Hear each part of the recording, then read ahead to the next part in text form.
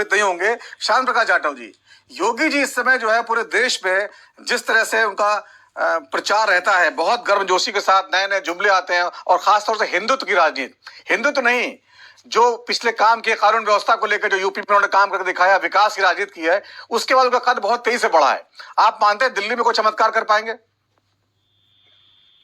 देखिए, हर चुनाव में हमारे हर प्रदेश के मुख्यमंत्री जो हैं उनका अहम रोल रहता है। अपने अपने प्रदेशों में जिस प्रकार से वो उन्नति के कार्य कर रहे हैं उस पर चर्चा करने के लिए तमाम मुख्यमंत्री जो है वो स्टार प्रचारक के रूप में हमारे चुनावों में रहते हैं। उत्तर प्रदेश के मुख्यमंत्री योगी आदित्यनाथ जी, जिस तरीके से उत्तर प्रदेश को इन्होंने बेहतरीन यहाँ का लॉ एंड ऑर्डर, यहाँ का एस्टेब्लिशमेंट, डेवलपमेंट और इंफ्रास्ट्रक्चर जो एस्टेब्लिश किया है, उसको योगी जी जो है विभिन्न चुनावों में अपने जो प्रचार में वो रखते हैं विषय को। और दिल्ली में इनका रहना चूंकि एकदम दिल्ली से सटा हुआ है, और अमूमन लोग जो है दिल्ली और उत्तर प्रदेश के दिल्ली में ही रह रहे हैं, तो उसका भी एक अपने आप में एक महत्व जाता है। जिस तरीके से उत्तर प्रदेश चहुमुखी विकास हो रहा है, दिल्ली में भी उस प्रकार का विकास हो, और बेहतरीन जो है ना सुविधाएं जो प्रदेश दिल्ली जो है वो उससे 25 साल से महरूम है, वो सब चीजें यहाँ पर एस्टेब्लिश हो। इस प्रकार की बात मैं समझता हूँ कि योगी जी के माध्यम से वहां की दिल्ली की जनता के समक्ष ये सब चीजें जाने वाली हैं। योगी जी में कॉन्फिडेंस है, लोग उनको पसंद करते हैं, उनके काम करने की शैली को पसंद करते हैं, और जिस तरीके से वो बेबाक तरीके से निर्णय लेते हैं वो भी अपने आप में एक जो है उनकी छवि को निखारता है।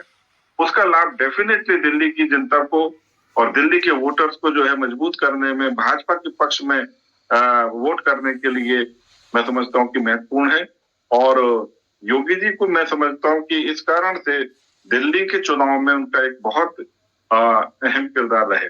ठीक है, संजीत कुमार जी, हरियाणा में जब चुनाव, यूपी में लॉ एंड, अगर ये कहें कि राजनीति में जो है सारी चीजें चलती हैं और वोटों की राजनीति या ये उसको आसान नहीं होगा किसी भी नेता के लिए। दिल्ली में जिस तरह से केजरीवाल जी ने जो सुविधाएं दे रखी है, मुफ्त की स्कीम चला रखी है, उसका मुकाबला करना आसान नहीं होगा किसी भी नेता के लिए। योगी जी भी अपना एक हद तक ही जो है कुछ हद तक कर सकते हैं बीजेपी के लिए, वो बहुत बड़ी चुनौती बीजेपी के लिए है। नहीं, ऐसा कुछ नहीं है कि जो है केजरीवाल जी ने कोई ऐसी योजनाएं बना रखी है जिसको कहीं इम्प्लीमेंट नहीं किया जा सकता। हम केंद्र में हैं, हम जो है किसान निधि दे रहे हैं। एक बटन दबाते के साथ ही 13 करोड़ लोगों को किसान निधि मिलती है। ठीक इसी तरीके से हम मुफ्त अनाज दे रहे हैं 80 करोड़ लोगों को। हमने 4.5 करोड़ मकान मुफ्त बना करके दिए जिन लोगों के पास में कच्चे मकान थे। हमने 14 करोड़ जो है शौचालय दिए। तो ऐसा नहीं है, हम जो भी योजनाएं देते हैं वो 100% जमीन पर पहुंचती हैं। अभी 2100 रुपया जो है महाराष्ट्र में दे रहे हैं। मैं समझता हूं कि दिल्ली की जनता को मालूम है कि जो हमने 2500 रुपए देने का वायदा किया वो हम जरूर देंगे। अरविंद केजरीवाल तो 1000 रुपए का जो इनका जो सैंक्शन है, जो वायदा किया था, वो अभी तक नहीं दे पाए दिल्ली में। ना ही 3 साल से वो पंजाब में दे रहे हैं। तो क्या दे रहे हैं? केवल जो है ना 200 यूनिट बिजली, 200 यूनिट बिजली का खर्चा है कितना? 700-800 रुपए का। उस पर ये पीठ थपथपा रहे हैं। इन्होंने कुछ कमरे रेनोवेट कर दिए तो स्कूलों की अच्छी स्थिति बता रहे हैं। इन्होंने कुछ नहीं दिया दिल्ली को, सिर्फ मुगलता। बसें फ्री है तो हम कॉलेज में पढ़ते थे, स्कूल में पढ़ते थे, तो भी हमें जो है ना बसें जो है ना 12.5 रुपए में पास मिला करता था कि चाहे किसी बस में घूमे। तो ये कुछ ऐसा खास नहीं दे रहे हैं जिसके लिए ये पीठ थपथपा रहे हैं। सांबा जी खास भले नहीं दे रहे, लेकिन जिसको कुछ नहीं मिल रहा है, चली आ रही है, जिसको कुछ नहीं मिल रहा है उसको कुछ तो मिल रहा है ना। ये अच्छा लगता है लोगों को कि हमें कुछ तो मिल रहा है। कम से कम केजरीवाल जी आज तक किसी ने दिया नहीं, कुछ कम से कम कुछ दे रहे हैं, ये फायदा मिलता है उनको। बिल्कुल मिलता रहा है, पहले भी मिलता रहा है, पहले भी पेंशन मिलती रही है। और विधवा पेंशन हमने अभी 3000 रुपए कर दी है बढ़ा करके। ये तो पेंशन दे भी नहीं रहे। पिछले 4 साल से इन्होंने कोई पेंशन का 1 रुपया नहीं दिया है। वृद्धा पेंशन है, विधवा पेंशन है, तो ना डीटीसी के कर्मचारी की तनख्वाह दे रहे हैं, ना प्रोफेसर की तनख्वाह दे रहे हैं। सारा पैसा ये अन्य मदों में खर्च कर रहे हैं, केवल एडवर्टाइजमेंट में। आपने दिल्ली का रैपिड रेल जो है वो अधर में लटकाया हुआ, उत्तर प्रदेश का पोर्शन तैयार है मगर दिल्ली का पोर्शन इनके पैसे ना देने की वजह से लंबित पड़ा हुआ है।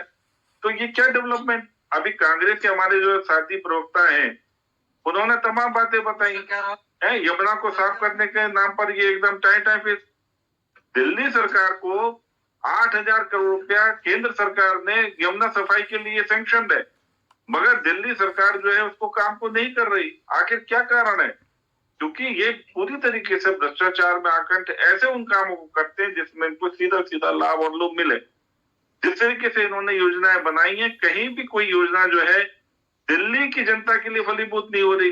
अब पानी के नाम पर जिस तरीके से इन्होंने टैंकर माफिया को पुष्ट किया हुआ है, दिल्ली भारत की राजधानी है, दुनिया राजधानी को देख रही है, उसमें 10% जनता पाइप लेकर के टैंकर के पीछे घूम रही है। इससे ज्यादा शर्मनाक हालत हो सकती है क्या? और उस पर अरविंद केजरीवाल जी वो अपनी पीठ थपथपा रहे हैं। लेकिन श्याम प्रकाश जी कानून व्यवस्था का मुद्दा उठाते हैं, विधायक हैं अभी कानून व्यवस्था का मुद्दा उठाया आम आदमी पार्टी के प्रवक्ता ने। अपराध में लिप्त हैं, बेईमान हैं। अरविंद केजरीवाल बेल पर छूटे हुए हैं और किसी भी दिन ये जेल जाएंगे। इसलिए किसी भी सूरत में मैं नहीं समझता कि दिल्ली की जनता अरविंद केजरीवाल और इनकी पार्टी को जो है जिताने वाली है। उनको मालूम है कि ये व्यक्ति जो है ईमानदारी के नाम पर अभी आपने भी हमने भी जो है यूपी कानून व्यवस्था की बात की थी जो योगी जी ने काफी सुधारी है पिछले कुछ सालों में, ऐसा सभी मानते हैं। लेकिन दिल्ली कानून व्यवस्था को लेकर सवाल उठ रहे हैं। दिल्ली पुलिस चूंकि बीजेपी के पास है, गृह मंत्री के पास है, ये भी जवाब देना थोड़ा मुश्किल पड़ रहा है आप लोगों के लिए। कोई मुश्किल नहीं है, दिल्ली की कानून व्यवस्था एकदम ठीक है, बिल्कुल दुरुस्त है, कहीं कोई परेशानी नहीं है। और इक्का दुक्का जो घटनाएं होती हैं उन पर तुरंत और सख्त कार्रवाई की गई है। इसमें क्या कहां से कह दिया कि जो है दिल्ली की व्यवस्था खराब है? इनके आम आदमी पार्टी के कह देने से मात्र खराब हो जाएगी। हर किसी के ऊपर निगाह है, कोई भी अपराध करके बच के नहीं जा सकता। बहुत सख्त नियम है और बहुत सख्त कानून, किसी सूरत में लॉ एंड ऑर्डर में कहीं भी कोई चूक नहीं। अरे आपने देखा था ना कांग्रेस के टाइम में क्या था, जगह जगह ये फलाना वस्तु लावारिस वस्तु छूना मना है, लावारिस वस्तु से बच करके रहे। अरे इन्होंने तो दिल्ली को आग में झोंकने की कोशिश की थी अरविंद केजरीवाल ने, जिस वक्त में दिल्ली में ट्रंप आए और उस वक्त में पूरी भी दिल्ली में जो इनके पार्षद ने जिस तरीके से गुंडे करी, अरे ऐसी ऐसी गुलेल इन्होंने चलाई, घर पे जो पेट्रोल पंप फेंके, मालूम है ना, 2020 उसको भी कब्जे में कर दिया, उसको भी नेस्तनाबूद कर दिया। ये लॉ एंड ऑर्डर था, अदरवाइज तो इन्होंने पूरी दिल्ली को जलाने का काम करा। 50 जाने गई थी दिल्ली में उस समय 2020 चीज से मुक्त नहीं हो सकते। चलिए आप कह रहे हैं अच्छी कानून व्यवस्था, इस पर चर्चा करेंगे। आता हूं मैं अभिषेक जी, आता हूं, छोटा सा ब्रेक है, ब्रेक के बाद लौटेंगे इस चर्चा को आगे। श्याम प्रकाश जाटव जी देखिए बड़े सवाल खड़े कर दिए इन्होंने। कानून व्यवस्था के मुद्दे पे तो कह रहे हैं, खैर जो बात कह रहे हैं आप लोग सफाई दे रहे हैं उसमें जो है आप मानने को तैयार नहीं हो रहे हैं, लेकिन बाकी सवाल भी बड़े हैं। रेवड़ी पे क्या रणनीति अलग अलग है। नड्डा जी कहते हैं हम मानेंगे, सारी योजनाएं चल रही चालू रखेंगे, लेकिन मोदी जी कहते हैं कि भाई रेवड़ी कल्चर जो है खत्म करना है, आपदा को मिटाना है, आपदा कहते हैं जो है केजरीवाल जी की सरकार को। तो इसलिए ये कंफ्यूजन जो है ये आम आदमी पार्टी खड़ा करने की कोशिश कर रही है। देखिए रेवड़ी कल्चर का मतलब होता है कि चुनाव से ठीक पहले इस प्रकार के वायदे करना मगर उसको बाद में निभाना नहीं। और सही मायने में कांग्रेस ने जिस तरीके से रेवड़ी कल्चर शुरू किया, अरविंद केजरीवाल जिस तरीके से जो है ना रेवड़ी कल्चर चला रहे हैं, आप पंजाब में तो 1 रुपया नहीं दिया आपने, 3 वर्ष में 1,000 रुपए की घोषणा हुई, 1 रुपया नहीं दिया आपने। ये इसी को तो रेवड़ी कल्चर कहते हैं ना, घोषणा तो कर दी मगर देना कुछ नहीं। दिल्ली में आप नहीं दे रहे, आपने दिल्ली की डीटीसी की बसेस को किराया तो फ्री कर दिया मगर दिल्ली की जो डीटीसी का स्टाफ है उसको सैलरी नहीं दे रहे। आप दिल्ली की डीटीसी बसों में कितनी बसें जोड़ी आपने, एक भी बस नहीं जोड़ी। तो इससे अगर आप वहां पर आप लोगों को सुविधा देना चाह रहे हैं तो नई बसेस तो लाओ, आप वहां के स्टाफ को पेमेंट तो दो। और आप जिस तरीके से 200 यूनिट जो बिजली फ्री कर रहे हैं मगर आपने कमर्शियल बिजली की कीमत 18 रुपए यूनिट कर दी है। आप देखो जो दुकानदार हैं उनको कितना महंगा बिजली पड़ रही है। इतना महंगा इसका जो है ना फिक्स चार्ज है कि आप यहाँ फ्री दे रहे हैं, मगर उस फ्री के चक्कर में जो कमर्शियल बिजली वहीं का दिल्ली का ही उपभोक्ता जो है ना वो उसका कई गुना पेमेंट ज्यादा देना पड़ रहा है।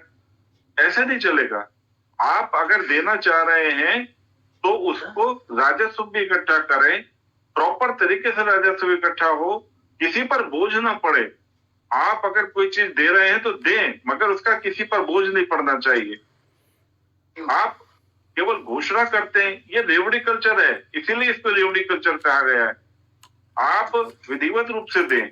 आपने स्कूल बनाने की घोषणा की, आपने यूनिवर्सिटी बनाने की घोषणा की, कुछ नहीं बनाया। आपने हॉस्पिटल बनाने की घोषणा की, क्या बनाया? कुछ कमरे बना देने से आप डेवलपमेंट की बात कर रहे हैं। अगर आप आज से जो है ना जिस वक्त में 1993 से 1998 तक जो हमने काम किए, हमने मेट्रो शुरू करी, दिल्ली में 42 फ्लाईओवर्स हमने स्टेब्लिश किए, दौलतकुआं, सफदरजंग, अक्षरधाम, ये सारे फ्लाईओवर्स और सारे जितने भी हाईवेज हैं ये हमने वहां पर शुरू किए।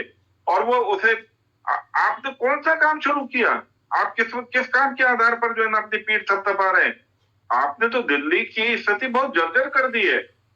तो अरविंद केजरीवाल जी, जिस तरीके से जो पैसे का आपने दुरुपयोग किया है और सारा पैसा आपने केवल अपने एडवर्टाइजमेंट करने में खर्च किया है, दिल्ली की जनता को दिखाई दे रहा है। आप दिल्ली की गंगा यमुना साफ कर नहीं पाए, घर तक पानी पहुंचा नहीं पाए।